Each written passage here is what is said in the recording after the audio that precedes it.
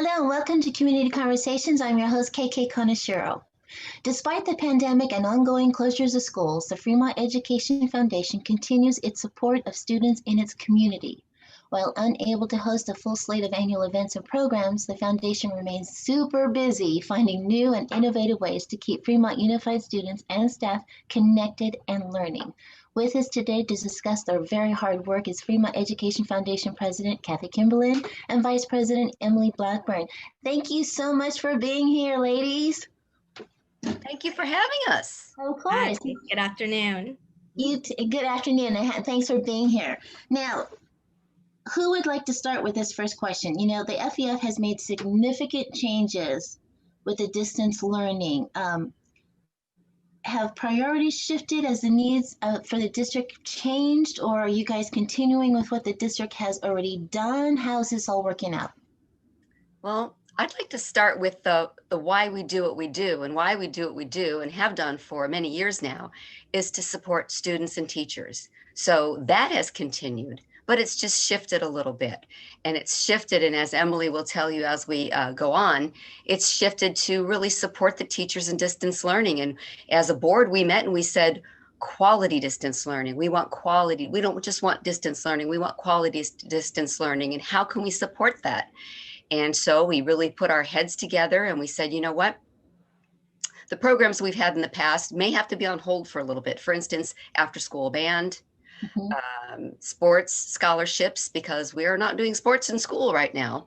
Right. So we took that and we shifted our focus to a fundraiser that would provide technology for the students, connectivity for the students, and if we needed to then carry it on to the teachers. So we really just shifted what we do, but why we do is still the same. So is that fundraiser the 20 and 2020? Yes, it was. So what is that about? So anyone who's watching can understand what this fundraiser was for.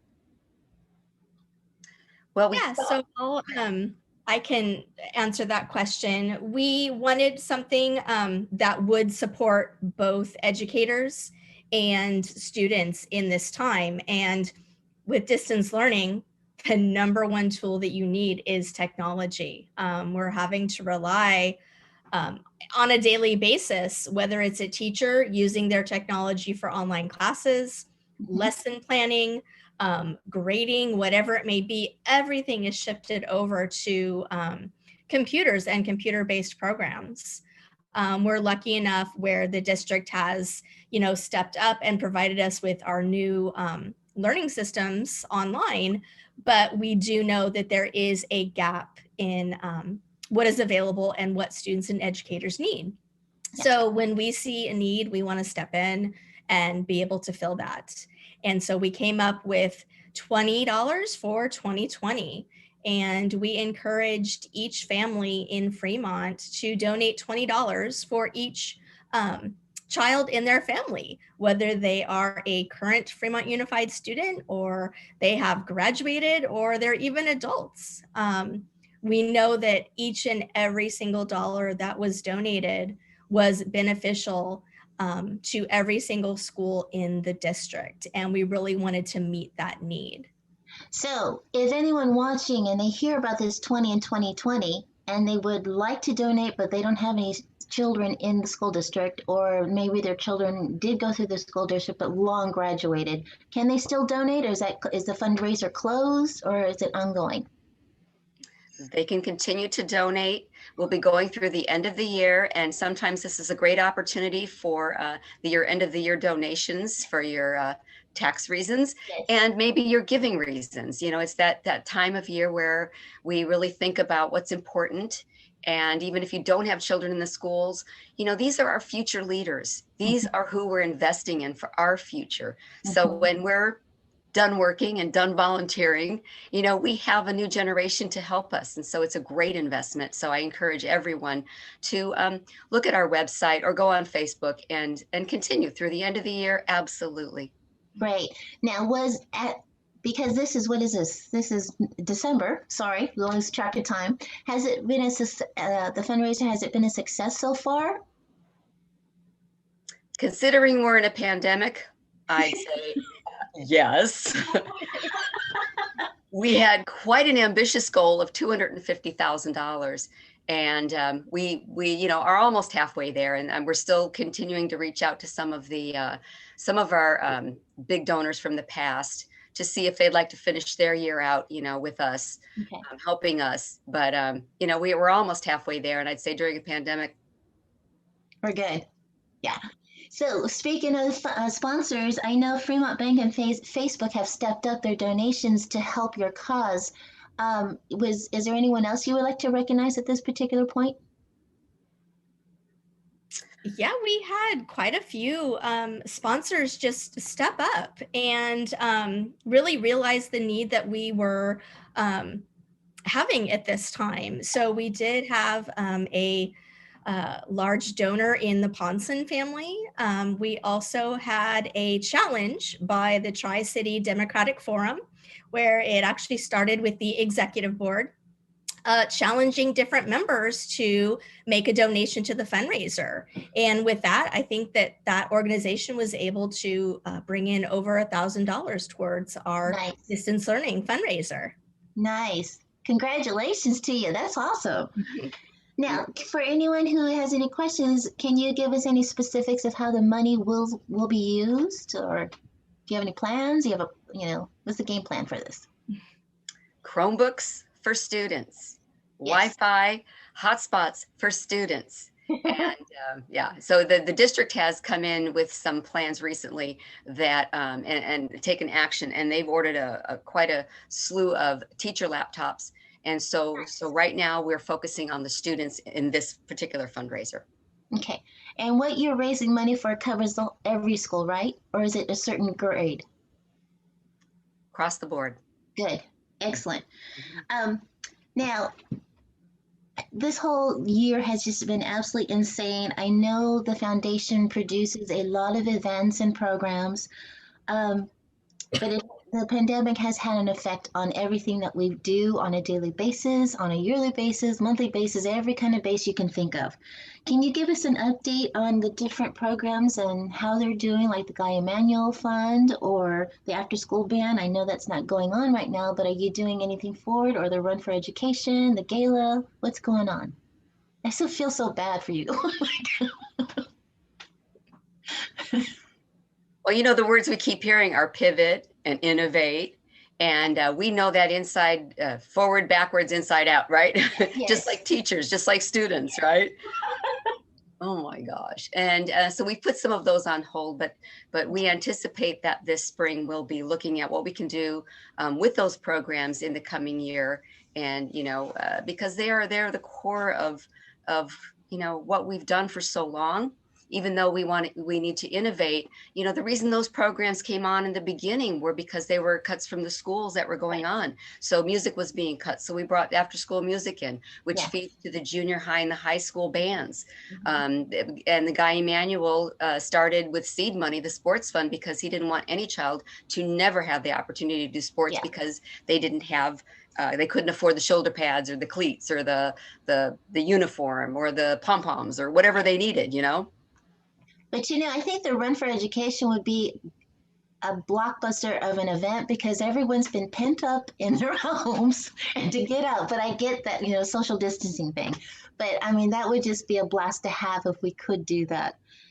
You've always offered grants to teachers, but this year, has it been a little different in how you've done that? Yes, I'll touch on that. But Emily, would you like to kind of? Yeah, sure. I am also an educator in the district as well as being vice president.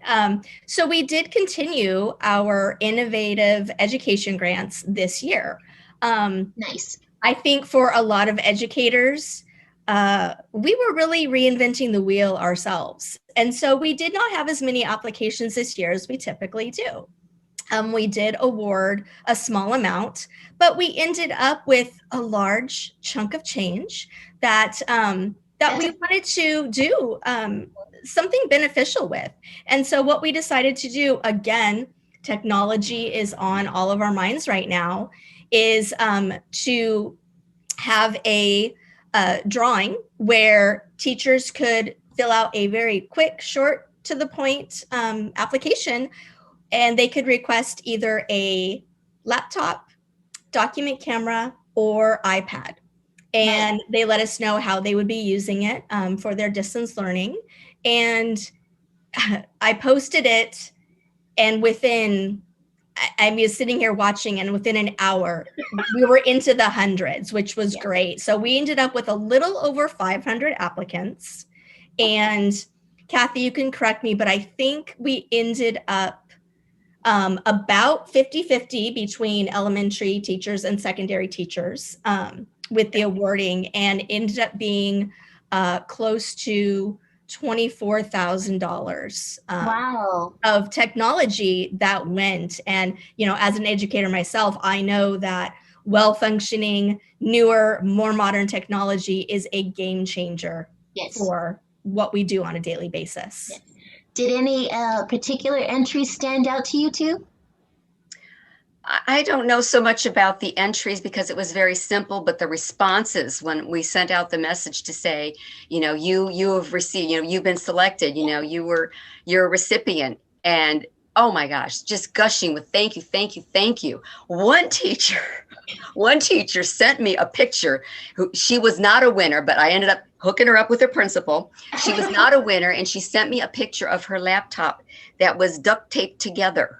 Oh, because it had fallen, and it was just a wreck. And so I said, okay, she wasn't a recipient. What could we do? Hooked her up with her principal, and she got a replacement piece. But they were just gushing with thank yous, and then even the ones who didn't win or didn't receive, weren't selected because we did a random draw. They were coming back to me saying, you know what? I understand, because I said we wish we could help every teacher in Fremont Unified, but they said we totally understand, and thank you for the opportunity, thank you for the chance, and we'll see you down the road. Nice. Yeah. I'm glad you were able to help that one teacher who had a duct tape laptop. The poor person. Okay, so what are your plans for the rest of the 2021 year? It's crazy, but do you have any plans you'd like to share? We're pretty excited, and you can help me on this, Emily.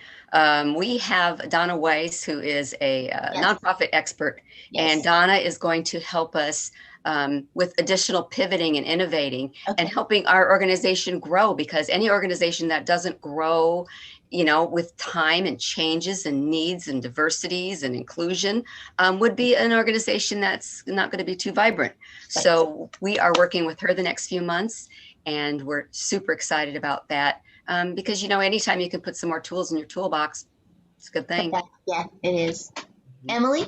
Yeah, definitely. I think especially at this time, we are, of course, still very busy with working with Fremont Ed Foundation, but because of the pause on after school band, which is very time consuming, and also the run takes months. With that time, we are able to take that breath and reevaluate ourselves. We have a couple of new board members that have joined this year. We have new district leadership, and we want to continue that partnership.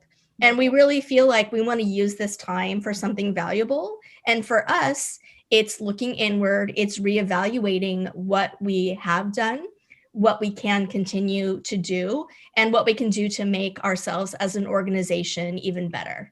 Nice. That's awesome.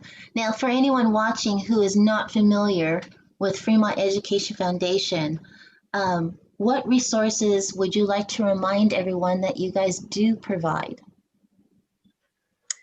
I would encourage people to keep an eye on our website, which is www.fremont-education.org. Okay. Also on our Facebook page. There's also a blog on our website that feeds to the Facebook page. Keeping an eye on that, because things will come up that we can just put on there instantly. We can be responsive quickly. And also, another thing that we're doing with resources is we're really working much more in a tighter partnership with Fremont Unified, because we have our why we do what we do, but we need to be current in what they need. Yeah. And how can we best help them? How can we be the best partner? Mm-hmm. Emily, would you That's like really what we're here for, is to support the students and staff of Fremont Unified. That is at the core of what we do each and every day.